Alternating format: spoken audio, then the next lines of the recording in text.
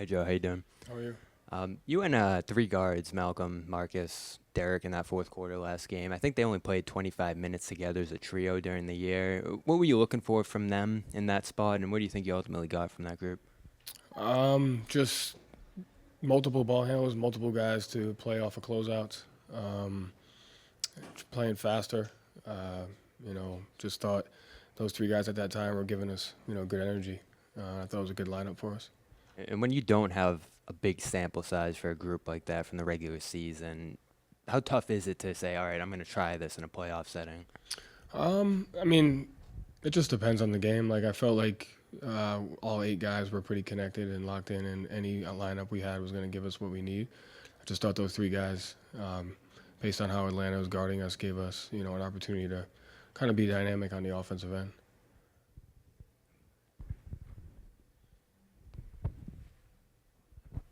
Joe, are you intrigued to see how your team will react tonight to the first road game in the playoffs and the atmosphere? Yeah, I mean, I'm just prepared. Have trust in them, and I think we'll come out. Also, know I expect to get a big punch from Atlanta, and we've talked about how to manage games and how to understand that, and so it'll be interesting to see how we, just perform throughout the game. But I don't expect it to go our way the whole game. And then 2 days in between games now, but it goes to every other day. How will that affect preparation? I mean, we've been doing it most of the year, so it won't affect it that much at all.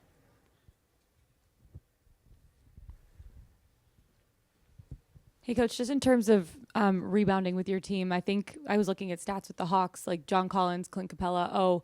We're averaging around 7.5 rebounds per game through the first two games. That's not usual for them. What have you guys been able to do to really take advantage on the glass and kind of shut those guys down? Yeah, I mean, I think their offensive rebounding has given us some problems, but a lot of them has been like 3 or 4 on one possession, and last game they got 4 off block shots, and so I think we're making a conscious awareness of knowing where those guys are on the floor, and doing a good job of trying to keep them off. I think Al's done a great job staying matched up with Capella and keeping him off the glass. So, we know they're going. We know it's an important part of their offense. We know they're going to get some, but I think we have a good awareness to where they are and boxing them out. Yeah, I remember you cited that possession where they had like 3 offensive rebounds, and you still got the stop at the end, and Al like flexed at the very end of that. Do you look at those possessions as wins, even though like you're still giving up those rebounds? You still get the stops over and over. I mean, they're wins because we had the mindset to keep playing, but at the same time, we watch those a lot and say, this possession if it goes differently, here's how our mind has to adjust to it. Here's how it could go bad. Here's how it could have effect on the game. So our guys do a good job of understanding they executed, but at the same time, we have to work to prevent some of those. How do you determine when you want to like continue to kind of like push on like a possession like that where they're frustrated but they got it done versus just kind of like giving them a pass and like not being like too on top of them? I mean, it's our guys. They have a lot of experience and a good understanding of the game, so they know, and they do a good job of holding themselves accountable. And so it's more about just getting a feel for kind of where they're at, and then, like I said, they know the possessions throughout the game.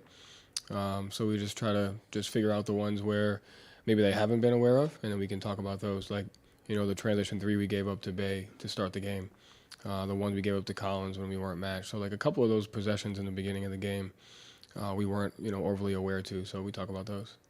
Coach, what would you say have been some of the key elements for your defense in limiting Trae Young to just not having typical Trae Young type games? And flip side question to that, DeJounte has been able to score at a pretty high clip. What's the key to kind of minimizing him or at least keeping him a little bit